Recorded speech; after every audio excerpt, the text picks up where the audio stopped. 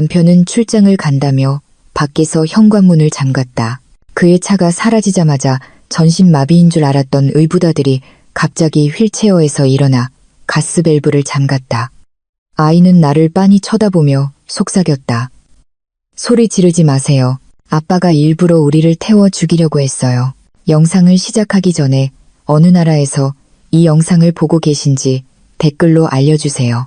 좋아요와 구독도 잊지 마세요. 고요한 아침, 고급 주택가의 정적을 검은색 제네시스 세단의 부드러운 엔진 소리가 갈랐다. 내 남편 준석은 하늘색 와이셔츠를 한 점의 주름도 없이 완벽하게 차려입고 있었다. 샌다르드와 시트러스가 섞인 그의 값비싼 향수 냄새가 아직 공기 중에 남아 그동안 나를 감싸던 안도감이라는 환상을 만들어내고 있었다.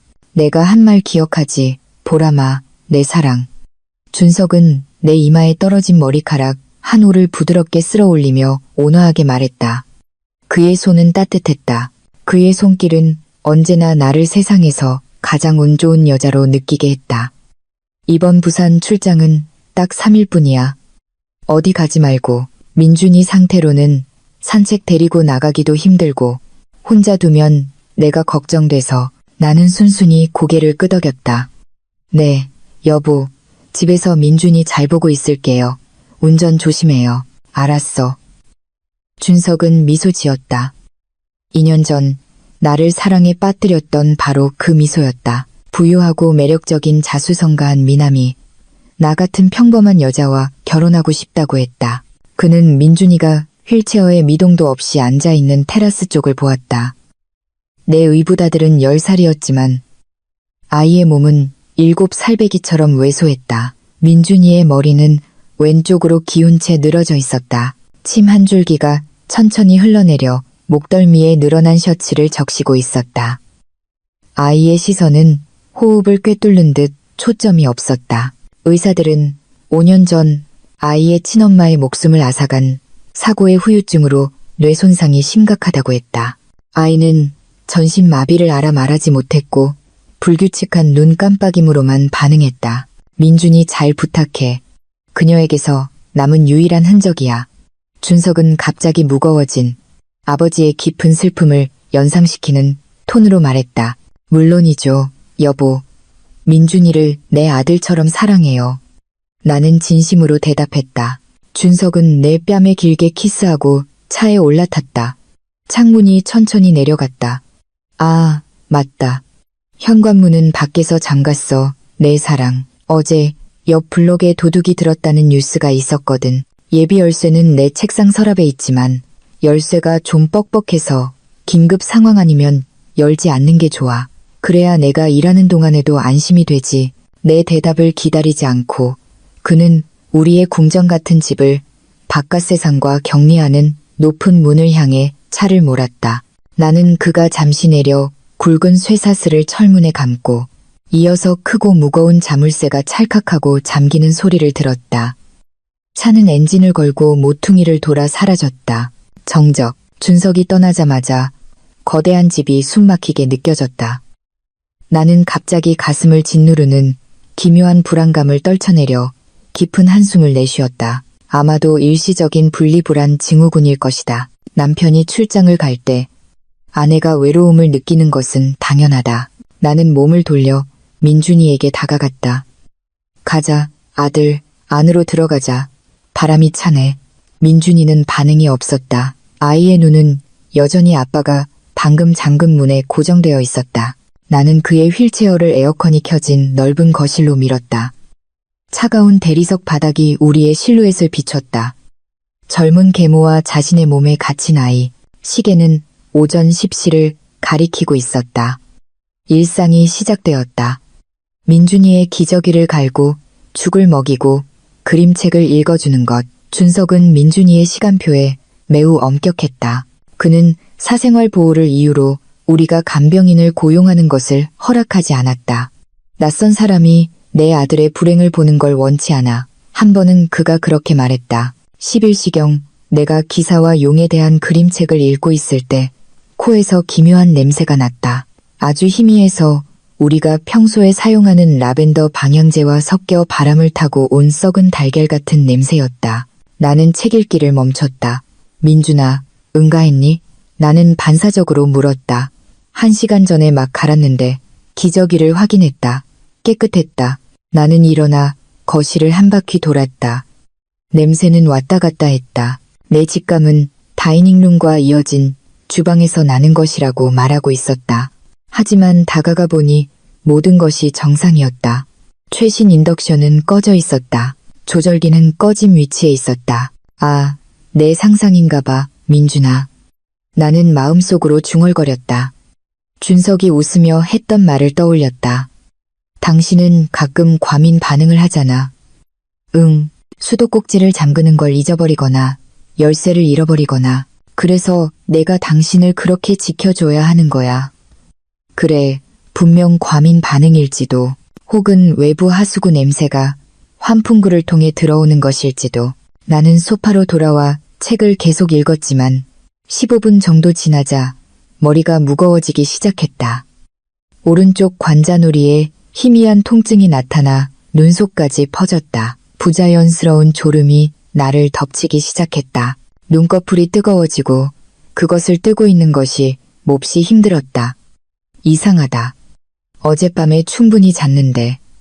나는 민준이를 보았다. 아이는 여전히 미동도 하지 않았지만 무언가 달랐다. 평소 힘없이 늘어져 있던 아이의 팔이 지금은 주먹을 꽉 쥐고 있었다. 아니, 분명 근육 경련일 거야. 선생님이 경직은 흔한 일이라고 했어. 엄마, 물 한 잔 마시고 올게. 목이 마르다. 나는 민준이에게 말했다. 내 목소리마저 잠겨 있었다. 나는 억지로 몸을 일으켰다. 지금은 바닥이 흔들리는 것 같았다. 시야가 약간 흐려졌다. 냄새는 더 이상 희미하지 않았다. 지금은 코를 찌를 듯이 강했다. 코를 꿰뚫고 목구멍 깊숙이 파고들었다. 이것은 분명히 하수구 냄새가 아니었다. 가스 냄새였다. 공포가 몸을 타고 올라오는 것을 느끼며 나는 비틀거리는 발을 주방으로 끌고 갔다. 인덕션 아래 수납장에 둔 가스통을 확인해야 해. 심장이 격렬하게 뛰었다. 수납장 손잡이에 손을 뻗을 때 손이 떨렸다. 문을 여는 순간 휴 하는 부드러운 소리가 내 귀에 끔찍하게 울렸다. 가스 냄새가 내 얼굴을 세차게 덮쳤다. 밸브가 비뚤어져 있는 것 같았다. 제대로 연결되지 않았거나 일부러 느슨하게 풀린 것처럼. 세상에, 나는 숨을 참으며 비명을 질렀다. 나는 밸브를 돌리거나 뽑거나 그 치명적인 소리를 멈추게 할 무언가를 하려고 손을 뻗었다. 하지만 머리가 빙빙 돌았다. 몸이 휘청거리고 발은 젤리처럼 변했다. 나는 차가운 주방 바닥에 쓰러졌다. 폐 속의 산소가 급속히 고갈되는 것을 느꼈다. 시야의 가장자리부터 어둠이 침식하기 시작했다. 흐려져가는 의식 속에서 민준이가 떠올랐다. 민준이는 거실에 그대로 있었다. 민준이를 구해야 해. 하지만 나는 손가락 하나 움직일 수 없었다.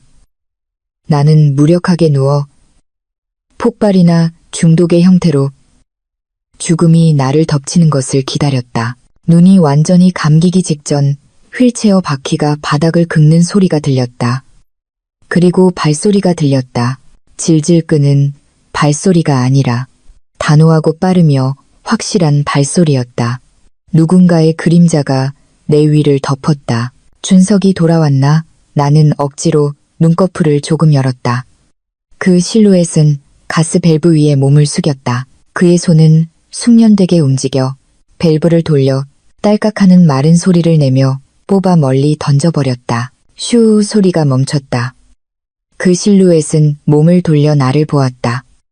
민준이었다. 전신 마비여야 할 아이가 지금 내 앞에 서서 차갑고 날카로운 표정으로 나를 내려다보고 있었다. 더 이상 침도 비뚤어진 목도 없었다.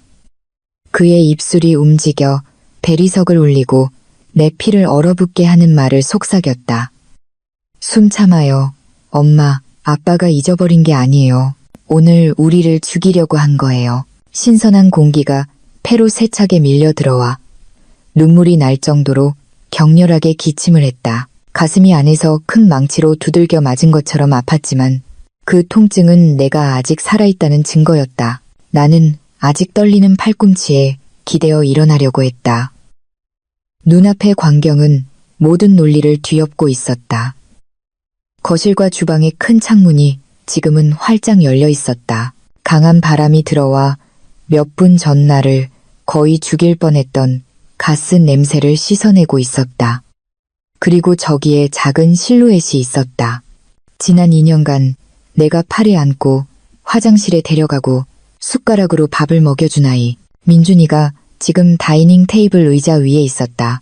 작지만 다부진 손으로 벽걸이 선풍기를 최고 속도로 조절해 공기순환을 가속하고 있었다. 그의 움직임은 숙련되고 계산적이었으며 신경 운동 손상을 입은 아이의 모습과는 전혀 달랐다. 민준아, 나는 나지막이 불렀다. 내 목소리는 아직 잠겨 있었고 목은 마르고 아팠다. 그가 돌아보았다. 매일 보던 공허한 시선과 비뚤어진 턱은 온데간데 없었다. 그의 얼굴은 지금 진지했다. 미간을 찌푸리고 나이에 맞지 않는 무서운 성숙함으로 나를 보고 있었다. 그는 의자에서 완벽하게 착지하며 뛰어내려 냉장고로 재빨리 걸어갔다. 차가운 생수 한 병을 꺼내 열어 내 옆에 무릎을 꿇었다. 마셔요, 엄마. 조금씩. 한 번에 마시면 토할 거예요. 그가 명령했다. 그의 말투는 단정적이고 차분했으며 매우 명료했다. 더듬거리거나 씹는 소리가 없었다. 병을 잡는 내 손은 격렬하게 떨렸다. 나는 그를 유령처럼 쳐다보았다. 가스가 나를 환각에 빠뜨린 걸까? 나는 죽은 걸까? 여기는 저승인가? 걸을 수 있니? 나는 한 모금 마신 후 더듬거리며 물었다. 언제부터? 어떻게 그런 일이? 민준이는 즉답하지 않았다. 그는 일어나 주방으로 가서 손에 무언가를 들고 돌아왔다. 그것은 방금 그가 제거한 가스 호스와 밸브였다. 이것에 집중해요, 엄마. 제 다리에 대한 질문은 나중에 해도 되지만 우리의 목숨은, 그가 냉정하게 말했다. 그는 호스 끝을 내 얼굴 가까이 가져왔다. 이것 보세요. 그의 작은 검지가 금속 클램프를 가리켰다. 이 클램프는 낡고 헐거워진 게 아니에요. 나사에 새로 생긴 긁힌 자국을 보세요. 일자 드라이버로 일부러 느슨하게 푼 거예요. 그리고 밸브 안에 고무 패킹이 없어졌어요. 나는 아직 어지러운 가운데 그의 말을 이해하려고 눈을 가늘게 떴다. 그러니까 아빠가 이것을 제대로 끼우는 걸 잊었다는 거니?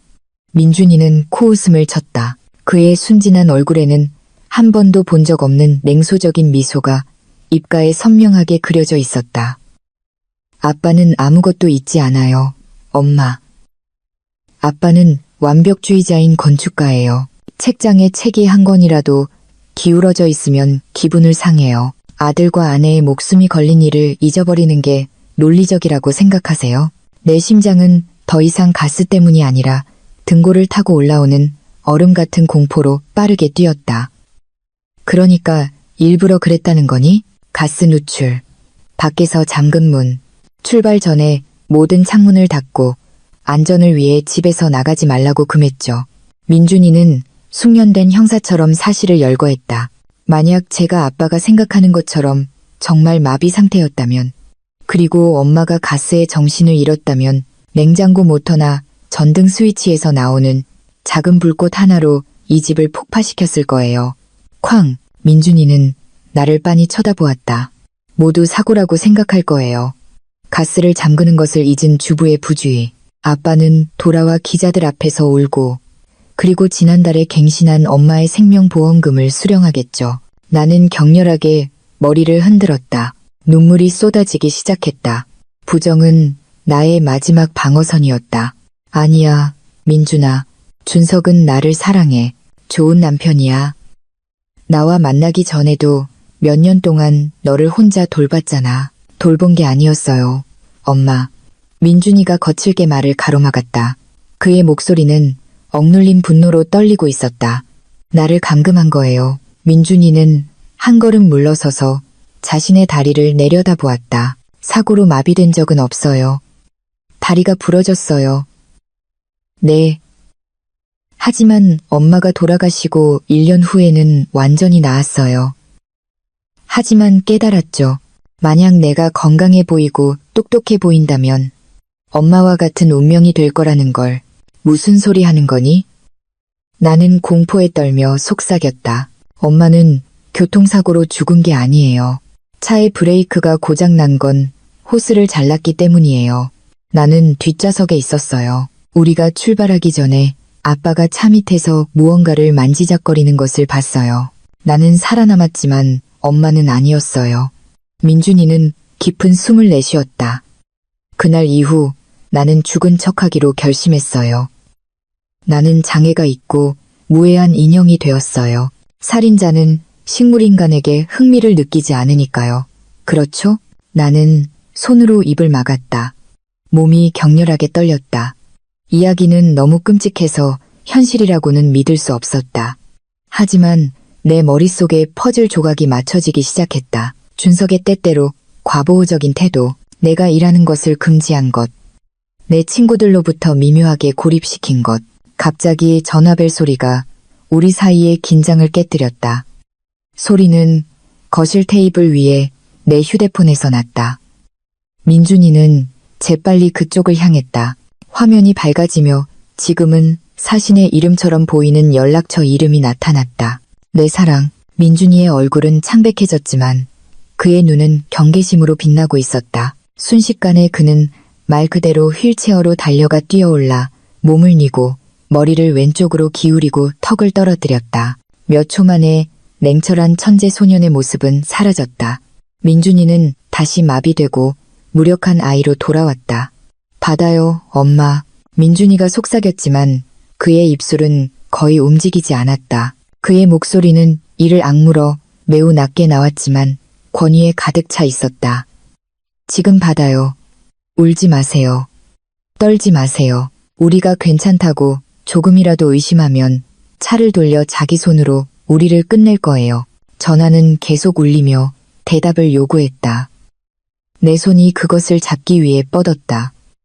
화면은 내 인생의 카운트다운을 세는 것처럼 깜빡였다. 나는 민준이를 보았다. 그는 한 번만 눈을 깜빡였다. 우리의 새로운 비밀 신호였다. 나는 녹색 버튼을 누르고 차가운 기기를 귀에 대고 이미 목구멍까지 올라온 흐느낌을 삼키려고 했다. 여보세요, 보람아? 준석의 바리톤 목소리가 저편에서 들려왔다. 너무나 따뜻하고 안심이 되며 그리고 치명적이었다. 괜찮아? 왜 그렇게 숨이 차고 목소리가 떨리는 거야? 준석의 질문에 내 심장이 터질 것 같았다. 그의 목소리는 너무나 자연스러웠지만 지금 내 귀에는 모든 억양이 내 목을 노리는 단검처럼 들렸다. 민준이는 여전히 휠체어에 비뚤어진 자세로 있었지만 살짝 뜬 그의 왼쪽 눈이 격렬하게 나를 쳐다보며 위험 신호를 보내고 있는 것 같았다. 당신, 틀렸어요. 방금 화장실에서 달려왔어요, 여보. 나는 거짓말을 했다. 내 뇌는 가장 그럴듯한 변명을 찾기 위해 전속력으로 회전하고 있었다. 유리 깨지는 소리가 들렸어요. 옆집 고양이가 주방 창문으로 들어온 것 같아요. 저편에서 잠시 침묵이 흘렀다. 준석의 참을성 있는 숨소리가 들렸다. 그는 믿을까, 안 믿을까? 고양이? 그의 목소리는 약간 실망한 듯했다. 하지만 내가 창문 전부 닫았을 텐데 어떻게 고양이가 들어갔지? 창문 열었어, 보람아? 그 질문은 함정이었다. 내가 창문을 열었다고 하면 그는 가스가 흩어진 것을 알 것이다. 만약 닫혀 있었다고 하면 내가 왜 중독되지 않았는지 의심할 것이다. 아, 완전히 닫혀 있지 않았나 봐요, 여보. 바람에 조금 열렸나 봐요. 나는 그가 아는 보람이처럼 순진하게 들리도록 재빨리 대답했다. 하지만 다시 닫았어요. 걱정 마세요. 아, 그래? 그가 천천히 대답했다. 그럼 쉬어. 가스 점검하는 거 잊지 말고. 자꾸 불길한 예감이 들어서 혹시 가스가 새고 있으면 당신은 가끔 감기 걸리면 냄새를 잘 못 맡잖아. 그는 자신의 알리바이를 심고 있었다. 만약 경찰이 내 불탄 시체를 발견하면 그는 전화로 나에게 경고했다고 증언할 것이다. 하지만 나의 부주의로 네, 여보. 괜찮아요. 당신은 걱정 말고 일해요. 나는 메스꺼움을 억누르기 위해 떨리는 입술로 말했다. 사랑해, 보람아. 나도 사랑해요, 여보. 통화가 끝났다. 휴대폰이 내 손에서 미끄러져 카펫에 둔탁한 소리를 내며 떨어졌다. 다리에 힘이 풀렸다. 나는 바닥에 주저앉아 무릎을 끌어안고 소리 없이 울기 시작했다. 우는 거 그만해요, 엄마. 민준이의 목소리가 다시 단정적으로 들렸다. 그는 머리를 바로 하고 손등으로 가짜 침자국을 닦았다. 휠체어를 가까이 끌어당겨 내 어깨를 두드렸다. 아쉽네, 당신이 아직 살아있어서. 그의 말투는 계획이 실패한 사람의 것이었어요. 나는 그의 손을 거칠게 뿌리쳤다. 충격으로 감정이 불안정했다. 그만해, 민준아. 아빠에 대해 그렇게 말하지 마. 어쩌면 밸브가 낡았을지도 몰라. 당신 엄마 일에 대해 착각했을지도 몰라. 준석은 다정한 사람이야. 가난한 집에서 나를 구해줬어. 새로운 인생을 줬다고. 당신을 거기서 구한 건 당신이 고아라서 죽어도 당신을 찾을 친척이 없기 때문이에요. 민준이가 갑자기 쏘아붙였다. 아이의 목소리가 넓은 거실에 울려 퍼져 내 울음소리를 억눌렀다. 민준이는 깊은 피로가 깃든 표정으로 나를 보았다. 왜 당신이 이웃사람이나 친구를 사귀는 것을 금지했다고 생각해요? 왜 당신의 모임에 가는 것을 싫어했죠? 왜 당신과 결혼하기 한 달 전에 모든 가사도우미를 해고했죠? 나는 침묵했다. 그 모든 질문에는 준석이 항상 나에게 주었던 대답이 있었다. 우리만의 사생활을 지키고 싶어. 내 사랑, 둘만의 시간을 즐기고 싶어. 그땐 로맨틱하게 들렸다. 지금은 감옥의 고립처럼 들렸다. 아직도 부정하는군요. 민준이는 반바지 주머니에 손을 넣었다. 내가 손수건밖에 들어있지 않다고 생각했던 주머니였다. 그리고 작은 검은 물체를 꺼냈다. 소형 디지털 녹음기였다. 아빠가 내가 휠체어에 앉은 생명 없는 고기 덩어리라고 생각하는 동안 그는 내 앞에서 자유롭게 전화했어요. 민준이가 재생 버튼을 누르며 말했다. 준석의 목소리가 작은 기기에서 선명하게 들려왔다. 녹음은 며칠 전인 것 같았다. 네, 변호사님. 보험 증권은 이미 유효합니다. 완벽합니다. 가정 내 사고로 사망 시 총액 10억 원이군요. 알겠습니다. 다음 주에 모든 것이 준비되도록 확인하겠습니다. 도박 빚을 갚으려면 그 돈이 빨리 필요하거든요. 아, 다루기 쉬워요. 아주 순진하게 빠져있죠. 내 세상이 무너져 내렸다. 그 호화로운 집의 천장이 내 위로 무너져 내리는 것 같았다. 순진하게 빠져있죠. 라는 말은 너무나 상처주는 경멸적인 톤으로 발음되었고 우리가 함께 코미디 프로그램을 볼 때 듣던 그 부드러운 웃음소리가 동반되었다. 내가 숭배하던 남편, 나를 구해줬다고 믿었던 왕자님은 도박빚에 허덕이는 괴물에 불과했다. 메스꺼움이 덮쳤다. 위가 뒤집혔다. 가스 때문이 아니라 나를 덮친 잔혹한 현실 때문이었다. 나를 순진하다고 했어. 나는 공허하게 속삭였다. 아니에요. 민준이가 재빨리 말을 가로막았다. 그는 내 손을 꽉 잡았다. 그의 작은 손은 분명 휠체어를 비밀리에 움직이는 연습으로 거칠어져 있었다. 당신은 순진한 게 아니에요. 단지 너무 착할 뿐이에요. 그리고 나쁜 사람들은 항상 착한 사람들을 이용하죠. 민준이는 벽시계를 보았다. 새로운 문제가 생겼어요. 엄마, 그가 의심하고 있어요. 왜 당신이 중독되지 않았는지. 분명 우리를 감시하고 있을 거예요. 감시라니? 고속도로에 있는데? 나는 정신을 차리려고 혼란스럽게 물었다. 민준이는 방구석의 높은 유리, 장식장 숫자를 가리켰다. 관엽식물의 잎과 꽃 사이에서 작은 점이 빛을 반사하며 반짝이고 있었다. 숨겨진 카메라. 민준이가 나지막이 말했다. 지난주에 설치했어요. 경보용 모션 센서라고 했죠. 거짓말이에요. 그의 휴대폰과 직결된 카메라예요. 피가 얼어붙었다. 나는 본능적으로 카메라 쪽을 볼 뻔했다. 보지 마세요. 민준이가 낮은 목소리로 외쳤다.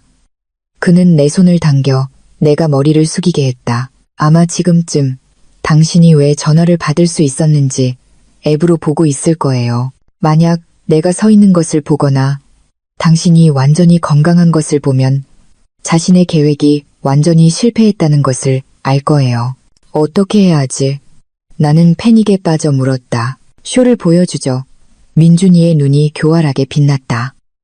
당신이 서서히 죽어가고 있다고 믿게 만들어야 해요. 당분간 돌아오지 않도록 그가 이겼다고 느끼게 하는 거예요. 내가 대답하기 전에 내 휴대폰이 다시 진동했다. 새로운 메시지였다. 나는 떨면서 화면을 보았다. 준석에게서였다. 내 사랑 보람아. 거실 카메라가 새까맣게 보여. 정전됐나? 불 좀 켜봐. 아, 민준이가 괜찮은지 보고 싶어서. 민준이가 내 어깨 너머로 메시지를 읽었다. 그의 얼굴이 굳었다. 우리를 시험하는 거예요. 그가 속삭였다. 정전이 아니에요. 원격으로 적외선 기능을 꺼서 화면을 어둡게 보이게 하는 거예요. 당신을 카메라 앞으로 움직이게 하려는 유인책이에요. 민준이가 나를 보았다. 그리고 재빠른 움직임으로 자신의 셔츠 옷깃을 조금 찢어 흐트러뜨려 보였다. 엄마, 제 뺨을 때려요. 그가 명령했다. 제 뺨을 때리고 소파에 쓰러져요. 가스 때문에 심하게 어지럽고 감정 조절이 안 되는 척해요. 저 카메라 앞에서 나에게 소리 질러요. 지금 내 손이 공중으로 올라갔다. 뼈를 떨게 하는 도덕적인 무거움이 입술에 떨렸고 내 앞에서 민준이는 가슴을 부풀렸다.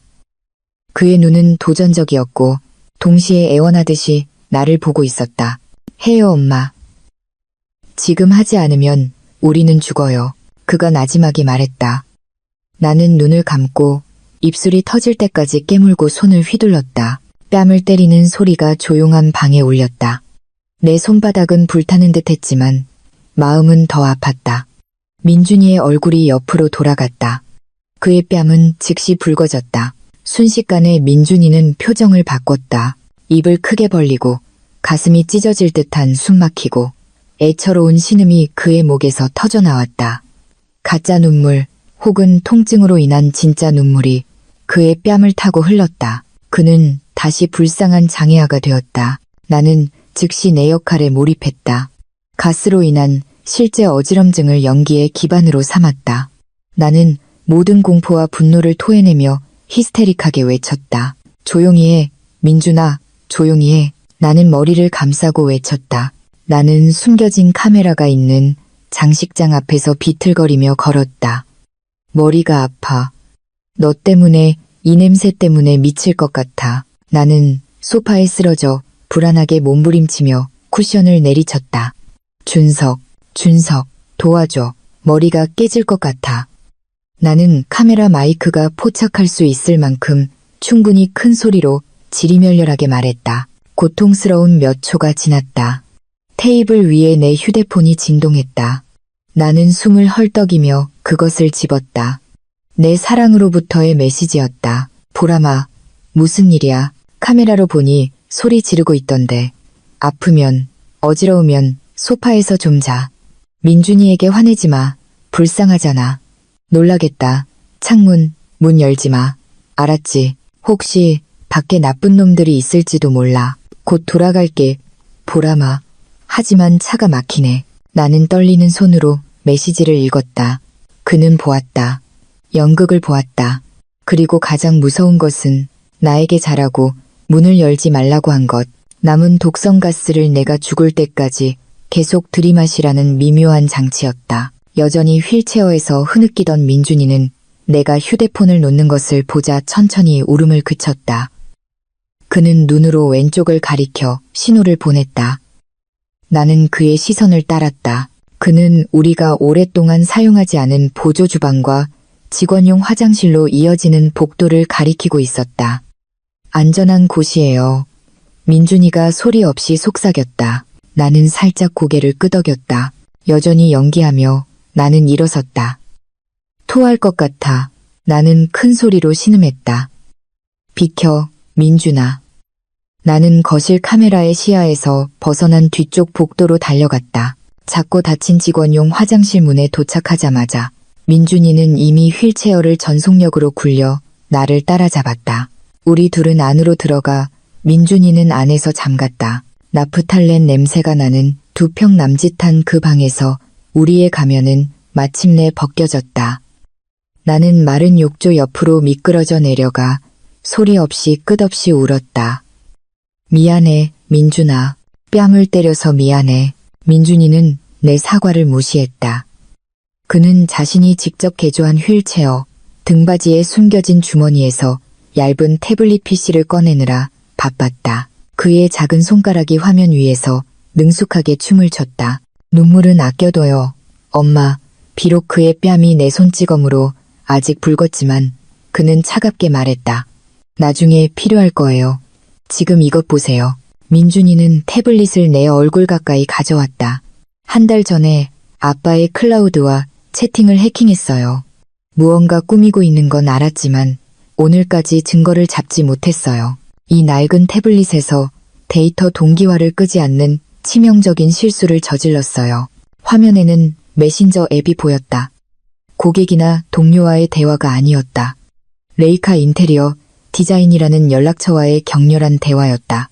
내 눈은 글자를 훑었고 각 단어가 큰 망치보다 강하게 내 가슴을 쳤다. 준석, 가스밸브 느슨하게 해서 준비됐어.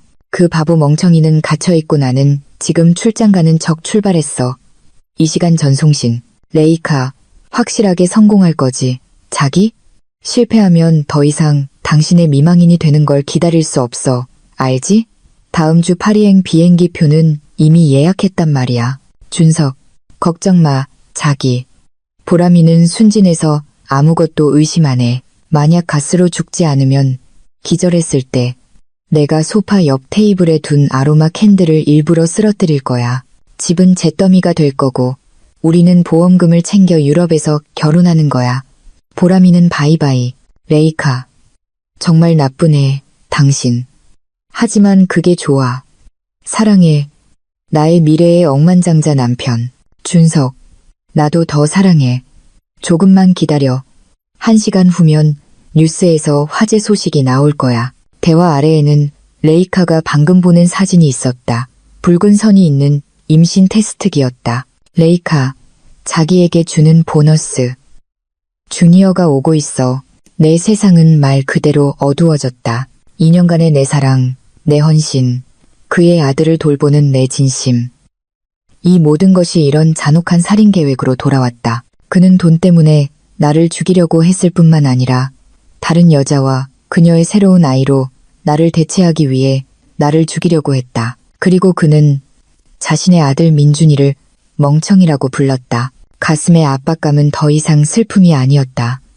그것은 다른 무언가로 변했다. 뜨겁고 불타오르며 날카로운 무언가. 나는 화면을 빤히 쳐다보며 지옥 같은 단어 하나하나를 기억에 새겼다. 눈물은 멈췄다. 이전에 거친 숨결이 지금은 차분했지만 무겁고 깊었다. 엄마? 민준이가 나지막이 불렀다. 아마도 내 갑작스러운 표정 변화에 놀라서 나는 의붓아들을 보려고 몸을 돌렸다. 더 이상 달콤하고 약한 보람이는 존재하지 않았다. 더 이상 순종적인 보람이는 없었다.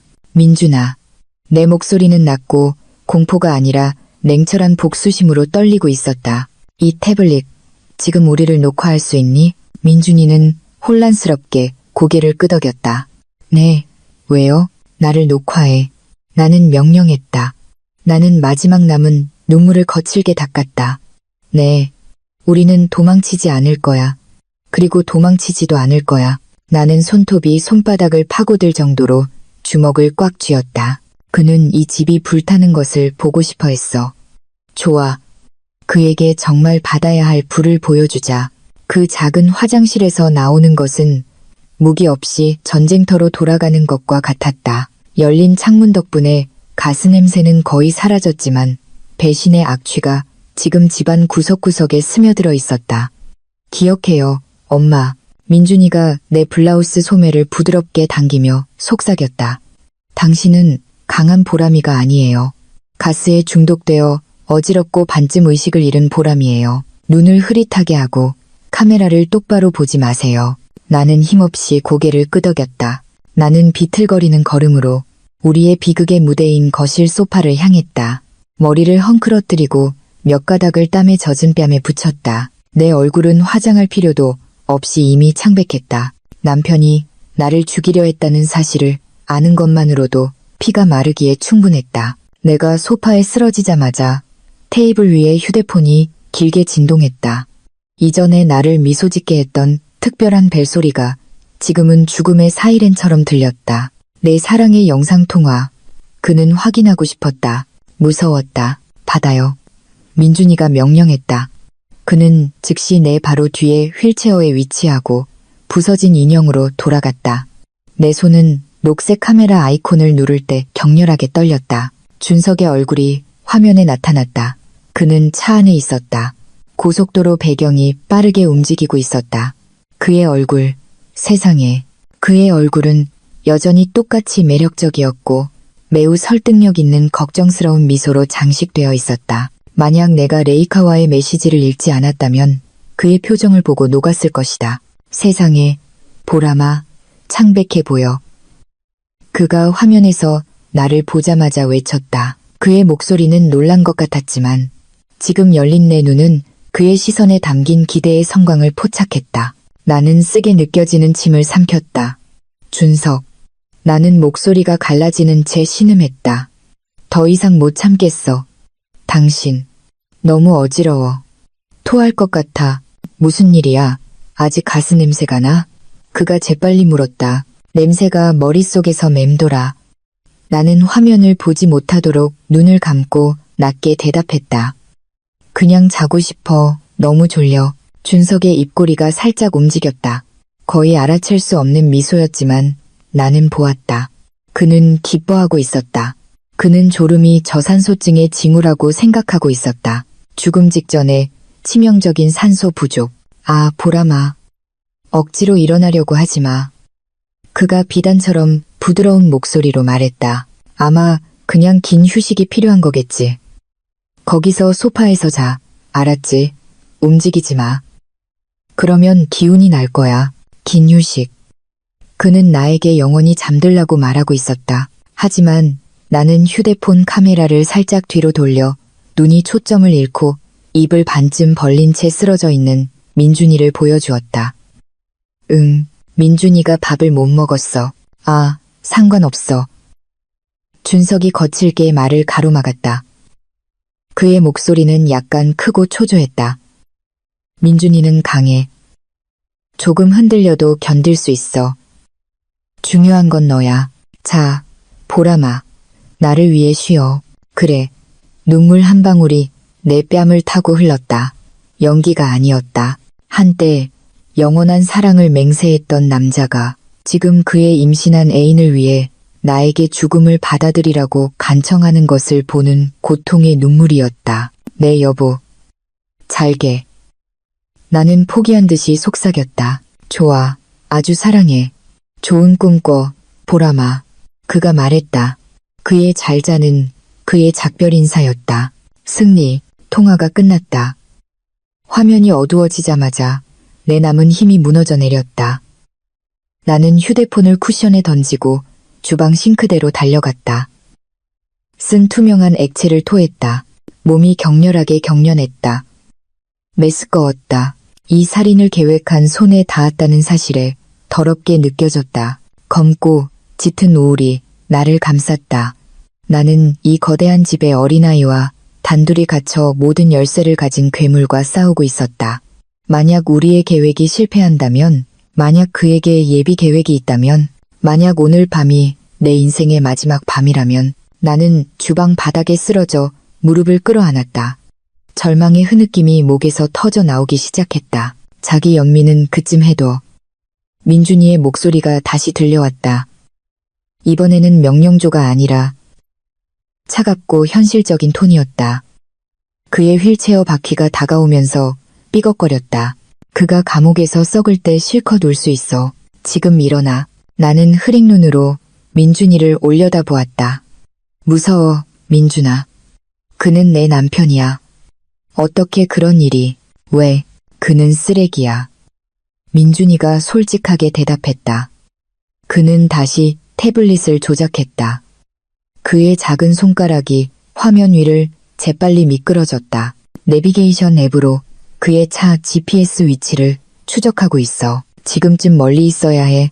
지금 부산 방향이야. 그는 믿었어. 내가 잔다고 믿었다고 생각해? 네, 그런 것 같아요. 갑자기 민준이의 손가락이 멈췄다.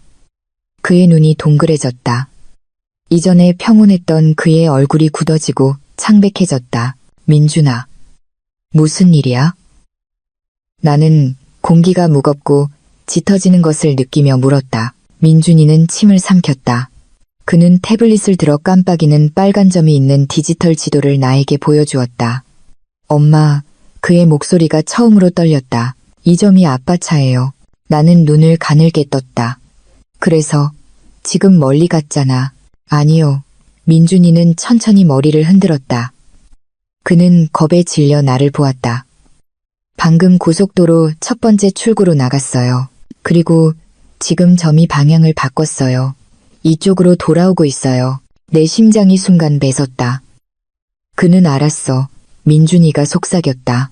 당신의 연기에서 무언가 그를 납득시키지 못했거나 아니면 영상통화에서 당신 뒤에 창문이 살짝 열려있는 것을 눈치챘을지도 몰라. 그는 출장을 가는 게 아니야. 민준이는 벽시계를 보고 나를 보았다.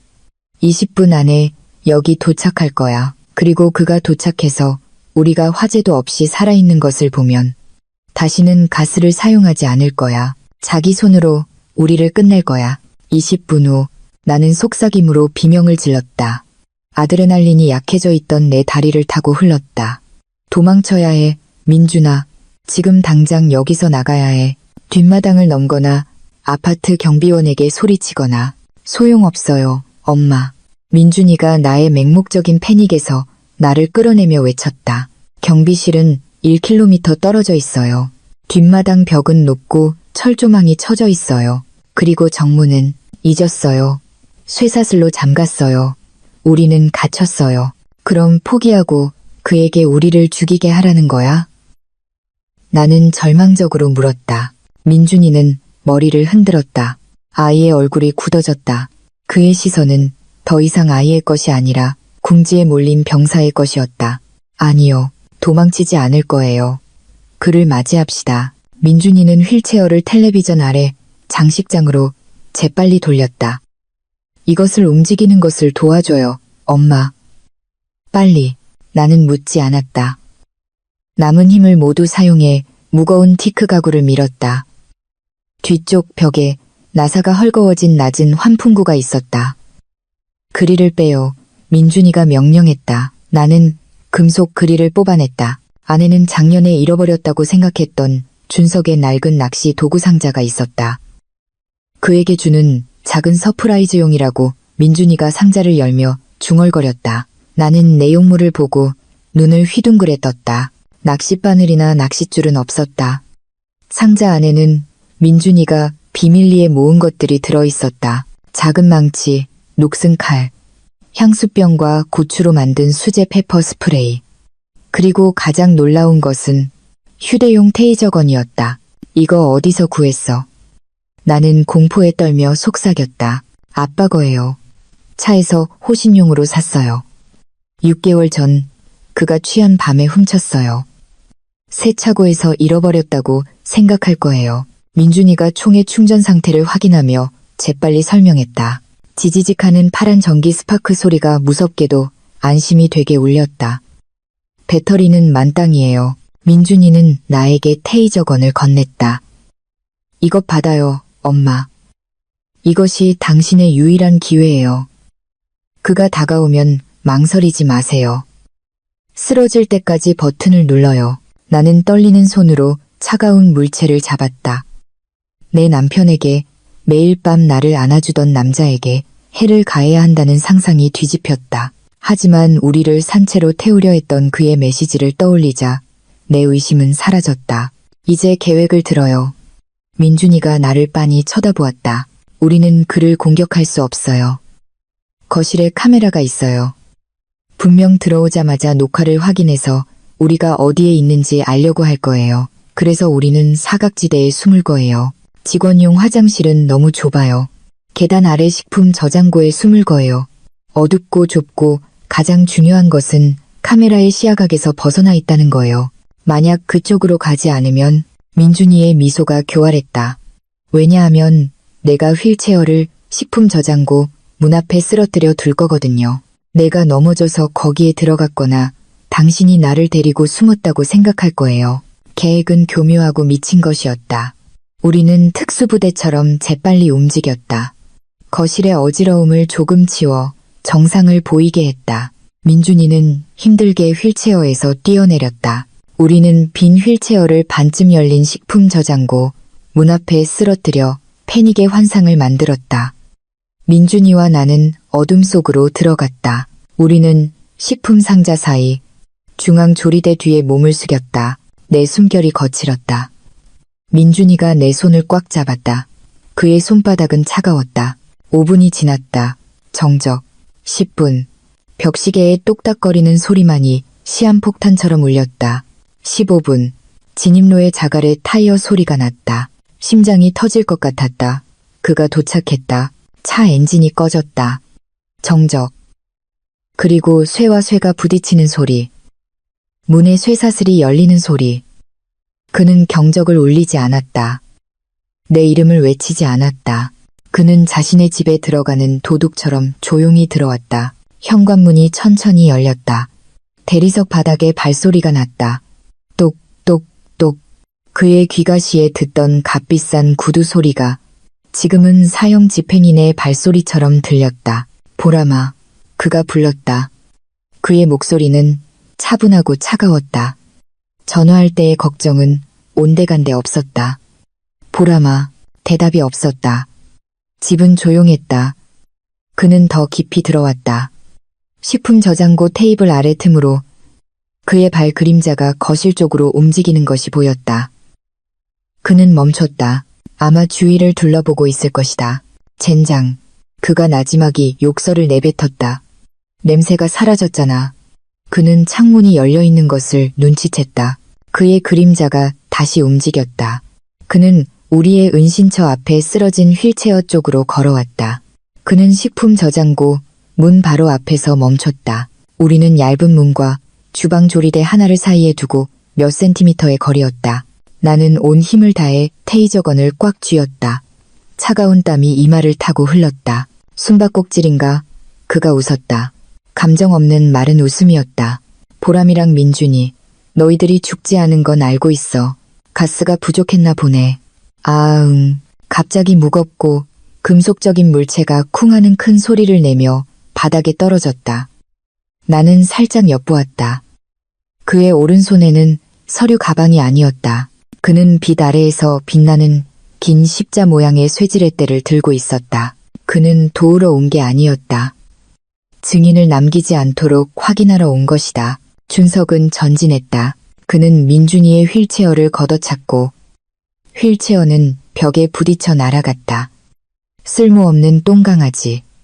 그가 주방구역으로 들어가며 중얼거렸다. 이제 아빠가 영원한 수면제를 줄게. 그는 우리로부터 2걸음 거리였다. 선반을 확인하며 우리에게 등을 돌리고 있었다. 민준이가 나를 팔꿈치로 쳤다. 지금. 나는 깊은 숨을 들이쉬고 배신당한 아내와 아들을 지키는 어머니에게 남은 모든 용기를 모았다. 나는 은신처에서 일어섰다. 오른손의 테이저건이 날카로운 지지직하는 소리를 내며 울렸다. 여기야, 준석. 나는 외쳤다. 준석은 놀라 눈을 휘둥그레 뜨며 돌아섰다. 그의 손에 쇠지렛대가 올라갔지만 그가 그것을 휘두르기 전에 나는 그에게 달려들었다. 날카롭고 무서운 지지직 소리가 주방을 가득 채웠고 이어서 내 입에서 나오지 않을 고통의 비명이 터져 나왔다. 테이저건은 준석의 목에 붙어 있었다. 허가받은 남자의 몸이 격렬하게 경련했다. 그의 눈은 흰자위를 보였고 목에 혈관이 부풀어 올랐으며 그가 들고 있던 쇠지렛대가 큰 소리를 내며 바닥에 떨어졌다. 준석은 잘린 나무처럼 쓰러져 그의 몸은 둔하고 고통스러운 소리를 내며 바닥에 부딪혔다. 나는 숨을 헐떡이며 한 걸음 물러섰다. 손이 너무 떨려서 무기를 떨어뜨릴 뻔했다. 나는 여전히 몸이 경련하며 약하게 신음하는 남편의 몸을 보았다. 미안해, 여보. 나는 반사적으로 속삭였다. 하지만 순종적이고 바보였던 아내의 오랜 습관이 아직 남아있었다. 그를 다치게 한 것에 죄책감을 느꼈다. 사과하지 마요. 한 번 더 해요, 엄마. 의식을 잃을 때까지. 민준이가 뒤에서 외쳤다. 민준이의 외침은 나를 현실로 되돌렸지만 한순간 늦었다. 내가 두 번째 충격을 가하려고 전진하려 할 때 준석의 손이 번개처럼 움직여 내 발목을 잡았다. 그의 악력은 강철의 족쇄 같았다. 이 암캐 같은 년. 그가 거칠고 섬뜩한 목소리로 중얼거렸다. 준석은 내 다리를 당겨 나를 끌어당겼다. 나는 균형을 잃고 뒤로 넘어졌다. 뒤통수가 타일 바닥에 부딪혔다. 시야가 별들로 가득 찼다. 테이저건이 내 손이 닿지 않는 곳으로 날아갔다. 준석은 분노로 붉어진 얼굴로 비틀거리며 일어나려고 했다. 그의 눈은 순수한 사리로 나를 보고 있었다. 죽어, 보라마. 나는 눈을 감고 피할 수 없는 공격으로부터 보호하기 위해 손을 들었다. 아, 갑자기 액체가 분사되는 소리가 나고 이어서 즉시 공기를 가득 채우는 매운 냄새가 났다. 아, 내 눈. 준석은 히스테릭하게 외치며 내 발목을 놓고 바닥을 구르며 얼굴을 잡았다. 그리고 민준이가 거기에 있었다. 물과 고추를 섞은 향수병을 들고 그는 아버지의 얼굴에 무자비하게 분사하며 계속 버튼을 눌렀다. 달려요, 엄마. 2층으로 빨리. 민준이가 명령했다. 나는 1초도 낭비하지 않았다. 아드레날린이 내 머리의 통증을 압도했다. 나는 일어나 민준이의 작은 손을 잡고 주방에서 뛰쳐나왔다. 우리는 웅장한 나선형 계단을 급히 올랐다. 우리 뒤에서 준석은 상처 입은 짐승처럼 포효하며 일시적으로 눈이 멀어 가구와 의자에 부딪혔다. 내가 죽여버릴 거야. 너희 둘 다 갈기갈기 찢어버릴 거야. 그의 위협이 집 전체에 울렸다. 우리는 2층에 도착해 침실로 직행했다. 나의 거짓된 행복의 무언의 증인이었던 방이었다. 나는 뜨거운 티크 문을 쾅 닫고 이중 잠금을 걸었다. 그것으로 만족하지 않고 나는 무거운 화장대를 끌어 문을 막았다. 우리의 거친 숨결이 조용한 방에 울렸다. 나는 침대에 기대어 바닥에 주저앉았다. 몸이 통제 불능으로 떨렸다. 공포가 다시 찾아왔다. 이번에는 더 격렬하게. 우리는 갇혔다. 이 방의 창문에는 고정된 쇠창살이 있었다. 유일한 출구는 지금 막은 문이었다. 그리고 그 문 뒤에는 환한 괴물이 있었다. 우리는 죽을 거야, 민준아. 우리는 죽을 거야. 나는 무릎을 끌어안고 질이 멸렬하게 말했다. 그가 문을 부술 거야. 우리를 천천히 죽일 거야. 그리고 민준이가 절뚝거리며 다가왔다. 그의 작은 발은 맨발로 달려 타박상을 입고 있었다. 그는 울지 않았다. 그는 진지하게 나를 보았다. 포기하는 거예요? 그가 차갑게 물었다. 우리에게는 더 이상 무기가 없어. 테이저건은 아래에 두고 왔잖아. 나는 흐느꼈다. 민준이는 깊은 숨을 내쉬고 나를 얼어붙게 하는 행동을 했다. 그는 내 뺨을 때렸다. 강하지는 않았지만 놀라서 울음을 그칠 정도였다. 나를 봐요, 엄마. 그가 외쳤다. 나를 봐요. 나는 그 10살배기의 눈을 보았다. 어머니의 죽음에 대한 수년간의 복수심이 깃든 눈이었다. 보람이는 주방에서 죽었어야 했어. 만약 아직도 열정적으로 기다리는 약한 여자라면 말이야. 우리는 오늘 밤 죽을 거야. 아빠는 멈추지 않을 거야. 그는 이미 내 다리가 정상이라는 것을 봤어. 당신이 그의 계획을 알고 있다는 것도 알고 있어. 되돌아갈 수 없어. 민준이는 막힌 문을 가리켰다. 저 문 뒤에는 더 이상 당신의 남편은 없어. 당신의 돈을 원하는 낯선 남자야. 그가 당신을 애인 앞에서 순진하다고 부른 남자야. 순진하다고 불리는 것을 허락할 거야? 쓰레기처럼 태워지는 것을 내버려 둘 거야? 그의 말은 내 안에 무언가에 불을 지폈다. 얼음 같은 공포가 천천히 뜨거운 불꽃으로 변했다. 준석과 레이카의 채팅 이미지가 다시 내 마음에 떠올랐다. 보람이는 순진하다.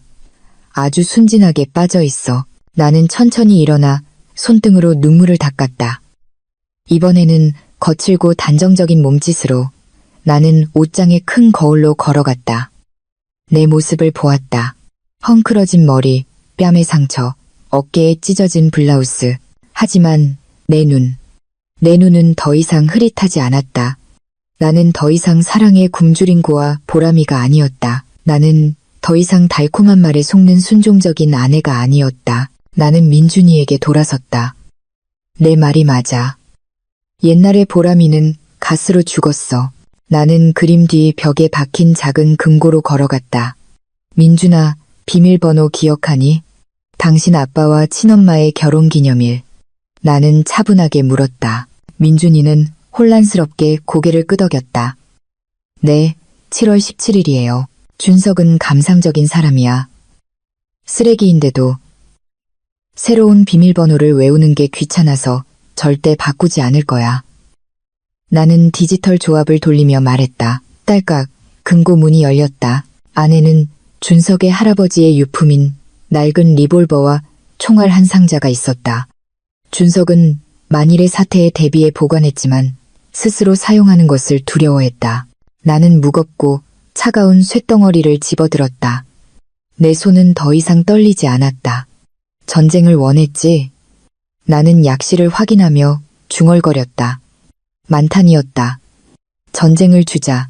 하지만 내가 무기를 쥐고 승리의 햇살을 느낀 그 순간 내 코에 익숙한 냄새가 났다.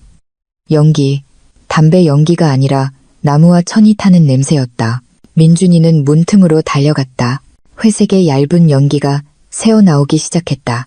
엄마, 민준이의 목소리가 갈라졌다. 문을 억지로 열려고 하는 게 아니야. 계단을 태우고 있어. 1층을 태우고 있어. 아래층에서 준석의 외침 소리가 들렸다.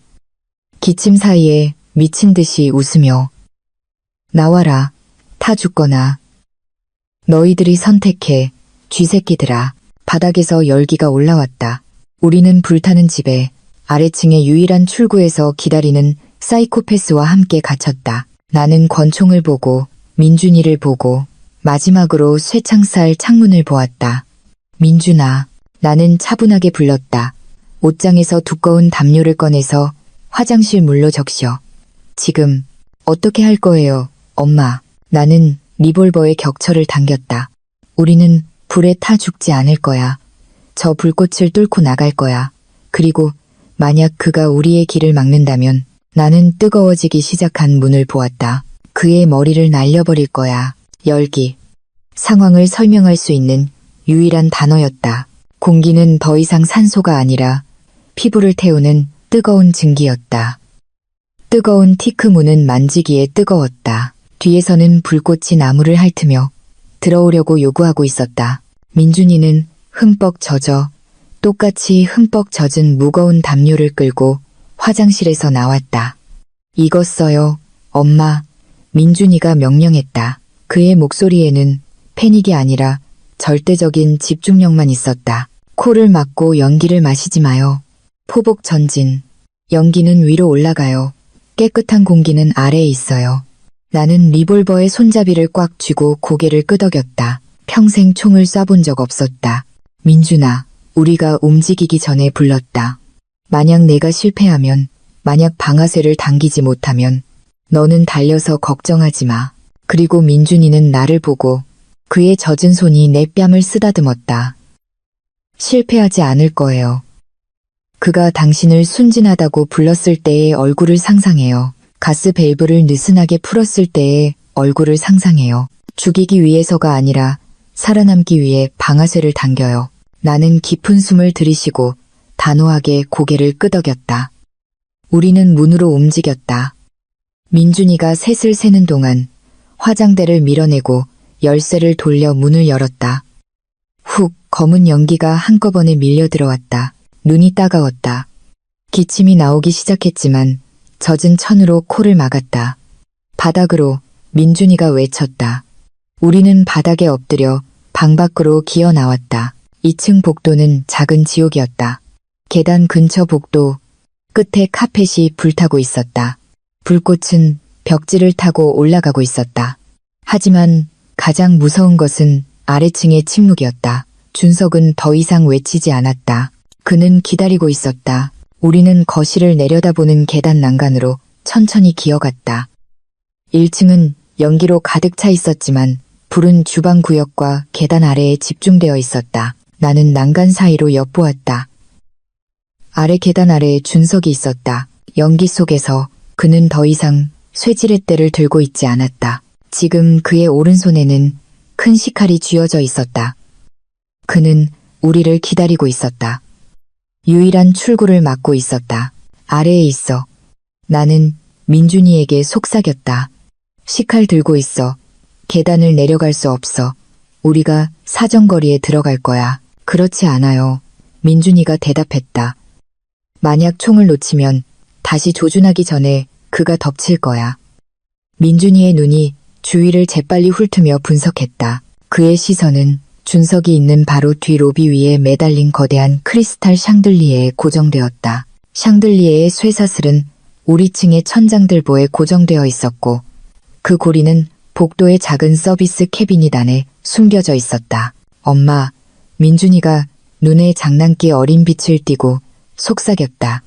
우리가 내려가서 그와 싸울 필요 없어. 하늘을 그에게 떨어뜨리자. 서비스 캐비닛은 겨우 2미터 거리였다. 잠겨 있어. 나는 말했다. 나에게는 안 잠겨 있어. 민준이가 주머니에서 구부러진 철사를 꺼냈다. 나는 8살 때부터 이 집의 모든 자물쇠를 여는 법을 배웠어. 민준이는 캐비닛으로 기어갔다. 연기는 더 짙어졌다. 나는 준석을 감시하며 아래로 총을 겨누었다. 손이 떨렸다. 가벼운 딸깍 소리가 났다. 캐비닛 문이 열렸다. 안에는 50kg의 샹들리에를 지탱하는 쇠사슬의 받침대가 큰 너트로 볼트에 고정되어 있었다.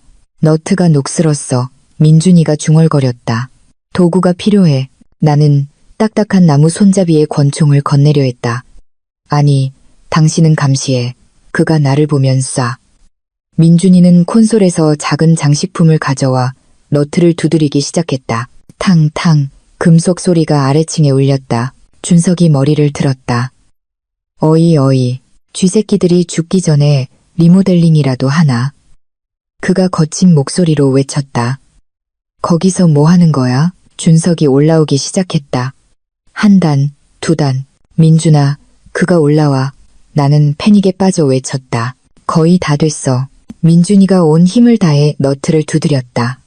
탕. 준석은 발걸음을 빨리 했다. 그의 얼굴은 공포의 가면이었다. 가벼운 화상, 부은 눈, 그리고 사이코패스의 미소. 식칼이 빛에 반짝였다. 아빠가 간다. 민준아, 보라마. 그가 노래하듯이 말했다. 그는 우리로부터 겨우 5미터 거리였다. 다른 선택지는 없었다. 나는 일어나 그의 가슴을 똑바로 겨누었다. 너, 멈춰. 나는 외쳤다. 준석은 멈춰 권총을 보고 웃기 시작했다. 내가 쏠 거야? 그는 머리를 흔들었다. 보라마, 주방 칼만 들어도 손이 떨리는 네가 저 방아쇠를 당길 배짱이 있다고 생각해? 저건 낡은 권총이야. 방아쇠를 당기려면 닭목을 조르는 힘이 필요해. 총알이 나가기 전에 내가는 손가락이 부러질 거야. 그는 다시 전진했다. 그는 마지막 심리전을 사용하고 있었다. 젠장. 내 손이 떨리고 있었다. 의심이 나를 덮쳤다. 민준아, 빨리. 나는 외쳤다. 빠졌어. 민준이가 외치는 것과 동시에 쿵 하는 큰 소리가 났다. 총성이 아니었다. 쇠볼트가 부러지는 소리였다. 샹들리에를 지탱하던 쇠사슬이 풀렸다. 준석은 눈을 휘둥그레 뜨고 위를 보았다. 중력이 작용했다. 거대한 크리스탈 샹들리에가 급락했다. 그가 이미 계단 중간에 있었기 때문에 직격하지는 않았지만 귀가 먹먹해질 정도의 유리 폭발음과 함께 계단 바닥에 부딪혔다. 날카로운 파편이 튀었다. 그 충격으로 이미 불에 약해진 나무 계단이 흔들렸다. 구조는 견디지 못했다. 우르르, 쾅, 준석이 있던 계단이 무너져 불타는 나무가 붕괴하고 준석은 그 구멍을 통해 아래에 불타는 잔해로 떨어졌다. 아악, 그의 비명은 날카로웠고 이어서 불타는 잔해에 몸이 부딪히는 소리가 났다. 나는 계단 구멍을 얼어붙어 쳐다보았다. 우리가 해냈어. 나는 믿을 수 없다는 듯이 속삭였다. 아직이야. 민준이가 내 손을 끌며 말했다. 계단이 무너졌어. 우리는 갇혔고 불은 올라오고 있어. 사실이었다. 붕괴로 공기 흐름이 바뀌어 지금 연기는 구멍을 통해 더 강하게 올라오고 있었다. 우리는 내려갈 수 없었다. 완전히 고립되었다. 갑자기 우리가 전혀 고려하지 않았던 뒤쪽 발코니 방향의 복도 반대편 끝에서 밖에서 유리가 깨지는 소리가 났다. 그리고 낯선 단정적이고 낮은 목소리가 들렸다. 경찰이다. 움직이지 마. 나는 놀라 돌아보았지만 안도가 아니라 공포를 느꼈다. 진짜 경찰인가? 아니면 준석의 부하인가? 발코니 창문에서 뛰어든 인물은 제복을 입고 있지 않았다. 그는 검은 가죽 재킷을 입고 마스크를 쓰고 소총을 들고 있었다. 그는 나를 똑바로 겨누었다. 총 내려놔. 부인, 지금 쏘지 마. 도와주세요. 민준이의 외침이 긴장을 깨뜨렸다. 가죽 재킷의 남자는 총을 살짝 내렸다. 그의 날카로운 눈이 민준이를 보고 이어서 나를 보았다. 그는 손을 들어 재킷 안에 쇠사슬에 걸린 경찰 배지를 보여주었다. 경찰청 사이버 수사과입니다. 10분 전에 민준군이 우리 사이버 범죄 수사대에 구조 신호와 실시간 위치를 보냈습니다. 그 남자가 말했다. 총을 내려놔요. 당신들을 구하러 왔습니다. 무릎에 힘이 풀렸다. 권총이 바닥에 떨어졌다. 이쪽으로, 빨리. 천장이 무너질 거야. 경찰관이 명령했다. 그는 우리에게 달려와 민준이를 팔에 안고 내 팔을 잡아당겼다. 우리는 뒤쪽 발코니로 뛰쳐나왔다. 차가운 밤 공기가 얼굴을 때렸다. 아래 정원은 빨갛고 파란 불빛의 바다였다. 소방차, 경찰차, 구급차, 우리는 소방관이 펼친 비상사다리를 내려왔다. 내 발이 잔디에 닿자마자 몇 명의 구급대원이 우리에게 달려와 따뜻한 담요로 덮었다. 다친 곳은 없으세요, 부인. 한 간호사가 내 상처를 살피며 물었다. 나는 불타는 집을 빤히 쳐다보며 머리를 흔들었다. 불타오르는 현관문에서 비틀거리는 실루엣이 나왔다. 준석이었다. 그의 값비싼 옷은 피부에 달라붙은 불탄 누더기였다. 그의 매력적인 얼굴은 붉고 물집이 생겼으며 그을음으로 검게 변해 있었다. 그는 살아있는 시체처럼 보였다. 보라마, 그의 외침은 고통이 아니라 순수한 분노였다. 그는 구급차 옆에 나를 보았다. 미친 아드레날린이 그에게 고통과 수십 명의 경찰을 무시하게 했다. 그는 절뚝거리며 나에게 달려왔다. 그의 손에는 식칼이 여전히 굳게 쥐어져 있었다. 멈춰, 무기 내려놔. 경찰들이 일제히 외쳤다. 준석은 그들을 무시했다. 그의 붉고 부은 눈은 나만 보고 있었다. 내가 모든 것을 망쳤어. 내 보험금, 내 인생. 그가 수십 명의 증인 앞에서 포효했다. 조용히 죽었으면 좋았을 텐데, 저 똥강아지랑 같이 타 죽었으면 좋았을 텐데. 이웃들은 그의 자백을 듣고 공포의 비명을 질렀다. 상황은 혼란스러웠다. 구급차에 앉아있던 민준이가 갑자기 뛰어내렸다. 더 이상 연기하지 않았다. 그는 단호한 걸음걸이로 경찰의 통제선을 뚫고 내 앞에 서서 작은 팔을 벌려 나를 보호했다. 준석은 그 광경에 놀라 그 자리에 멈췄다. 너, 준석의 목소리가 갈라졌다. 걸을 수 있는 거야? 민준이는 턱을 들고 아버지를 보았다. 네, 공포는 없고 깊은 경멸뿐이었다. 네, 아빠, 걸을 수 있어요. 민준이가 명확하고 큰 목소리로 대답했다. 달릴 수도 있고, 말할 수도 있고, 당신의 모든 살인 계획을 녹음할 수도 있어요. 민준이는 태블릿을 들었다. 화면이 경찰차의 스피커에 무선으로 연결되어 밝아졌다. 준석과 레이카의 대화 녹음이 주택가 전체에 울려 퍼졌다. 보람이는 순진하다. 우리는 보험금을 챙겨 유럽에서 결혼하는 거야. 보람이는 바이바이. 모두가 침묵했다. 이웃들의 얼굴에 공포가 퍼졌다. 준석은 화상 아래에서 창백해져 한 걸음 물러섰다. 그의 비밀이 드러났다. 그는 처음으로 애원하며 나를 보았다. 보람아, 내 사랑. 저건 농담이었어. 나는 한 걸음 앞으로 나아가 민준이를 지났다. 나는 한때 사랑했던 남자의 눈을 똑바로 보았다. 보람이라고 부르지 마. 나는 얼음처럼 차가운 목소리로 말했다. 당신이 결혼했던 그 바보 같은 여자는 저기서 죽었어. 여기 있는 건 당신이 죽을 때까지 감옥에서 썩도록 할 증인이야. 준석이 히스테릭하게 외쳤다. 그는 다시 시칼을 들었다. 나에게 향한 마지막 자살 공격이었다. 빵! 경찰의 경고 사격이 하늘에 울렸지만 그것은 더 큰 다른 폭발음에 묻혔다. 쾅! 그 모든 악몽의 근원이었던 주방의 가스통이 마침내 열에 굴복했다. 폭발이 집을 흔들었다. 충격파가 준석의 등을 쳐 그를 경찰관들 무리 앞에 얼굴부터 쓰러뜨렸다. 천장이 무너져 내려 밤하늘에 불기둥을 쏘아 올렸다. 집은 파괴되었다. 끝. 준석은 움직이지 못하고 바닥에서 신음했다. 경찰들이 그에게 달려가 물집이 생긴 손목에 차가운 수갑을 채웠다.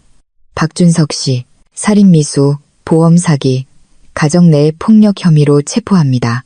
나는 그들이 내 남편을 동물처럼 경찰차로 끌고 가는 것을 조용히 지켜보았다. 그는 마지막으로 나를 보았다. 그의 시선은 공허하고 부서지고 패배했다. 나는 시선을 피하지 않았다. 그가 사라질 때까지 쳐다보았다. 작은 손이 내 손을 잡았다. 나는 아래를 보았다. 민준이가 나에게 희미하게 미소 짓고 있었다. 끝났어요, 엄마. 그가 속삭였다. 나는 그를 세게 껴안았다. 그래, 아들, 끝났어. 하지만 내 눈이 군중을 훑는 동안 내 시선은 길가에 멈춘 빨간 세단에 고정되었다.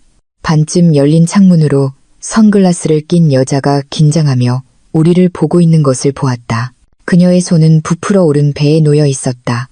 레이카, 그녀는 모든 것을 보았다. 그리고 우리의 시선이 마주쳤을 때 그녀는 재빨리 창문을 올리고 그 자리를 도망쳤다. 나는 눈을 가늘게 떴다. 준석의 죄는 청산되었지만 저 여자와 우리의 문제는 아직 끝나지 않았다. 6개월 후 판사의 망치 소리는 어떤 음악보다 달콤하게 들렸다.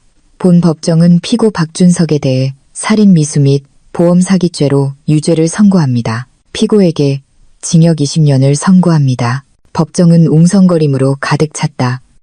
카메라 플래시가 피고석에 주저앉은 남자에게 향했다. 준석은 더 이상 왕자님처럼 보이지 않았다. 얼굴의 절반은 흉터로 덮여 있었다. 그의 절뚝거림은 심각했다.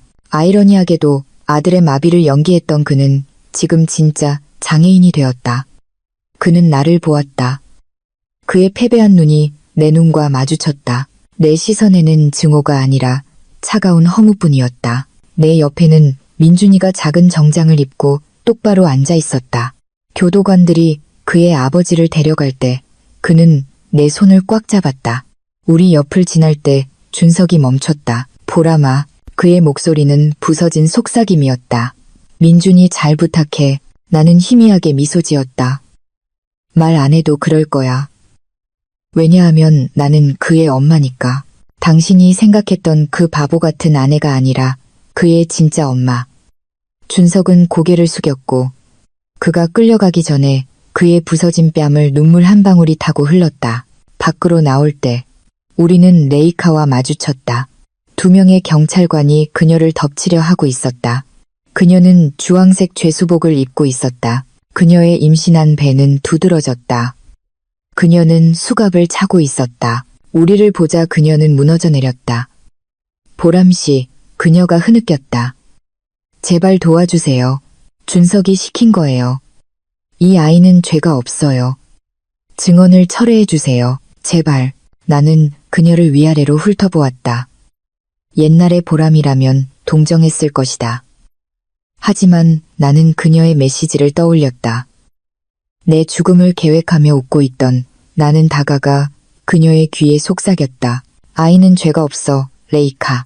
하지만 그 엄마는 탐욕스러운 괴물이야. 감옥에서 임신을 즐겨 그리고 걱정 마. 죄는 절대 주소를 잘못 찾지 않으니까. 파리행 비행기 표는 취소됐지만 분명 서울 구치소행표는 남아있을 거야. 레이카는 끌려가면서 비명을 질렀다. 한 달 후, 오후의 바람이 나의 새로운 보금자리인 작은 투룸 빌라의 테라스에 불었다. 잔디밭에서는 민준이가 우리가 방금 입양한 골든 리트리버 강아지와 놀고 있었다. 그의 웃음소리는 순수한 활력이었다. 엄마, 보세요. 그가 손을 흔들며 외쳤다. 그가 내 옆에 앉았다. 오늘 밤은 뭘 축하할 거예요? 나는 큰 봉투를 꺼냈다. 안에는 새로운 출생증명서와 나의 입양 판결문이 들어있었다. 민준이의 이름에 그의 아버지의 독이 있는 성은 더 이상 붙어있지 않았다. 지금 그에게는 우리가 함께 선택한 새로운 이름이 있었다. 이것을 축하할 거야. 나는 말했다. 오늘부터 너는 법적으로 내 아들이야. 의붓이 아니라 그냥 우리 둘. 그리고 민준이는 자신의 새로운 이름을 불렀다. 그의 입술이 떨렸다. 시스템을 해킹하고 수제 무기를 만드는 천재 소녀는 다시 작고 왜소한 아이가 되었다. 그는 온 힘을 다해 나를 껴안았다. 고마워요, 엄마. 고마워요. 나를 포기하지 않아줘서 고마워요. 그가 내 뺨에 기대어 흐느꼈다. 나를 구해줘서 고마워요. 나는 그의 머리를 쓰다듬었다. 내가 너에게 고마워, 아들. 나는 속삭였다. 내가 나를 구했어, 아들. 내가 나를 긴 잠에서 깨워줬어. 내 휴대폰이 진동했다. 뉴스 알림이었다. 아내 살인미수 건축가 박준석 교도소에서 사망 발견, 유서 남겨. 나는 순간 얼어붙었다. 민준이가 화면을 보았다. 침묵. 나는 휴대폰 화면을 끄고 테이블에 엎어놓았다. 눈물도 슬픔도 없었다. 끔찍한 책의 완전한 끝맺음뿐이었다. 안으로 들어가자, 민준아. 나는 그에게 손을 내밀며 말했다. 배고프다. 내가 아주 좋아하는 된장찌개 끓여줄게. 문 잠그는 거 잊지 마. 민준이는 나를 보고 밝게 웃으며 내 손을 잡았다. 알겠습니다, 엄마. 이번에는 이 집에 부서진 자물쇠는 더 이상 없을 거예요. 우리는 따뜻하고 밝은 집으로 들어갔다. 어두운 과거의 문을 닫고 마침내 정말 우리의 것이 된 인생의 문을 열면서 이 영상을 시청해 주셔서 감사합니다. 어느 나라에서 보고 계셨는지 댓글로 알려주세요. 좋아요와 구독도 잘 부탁드립니다.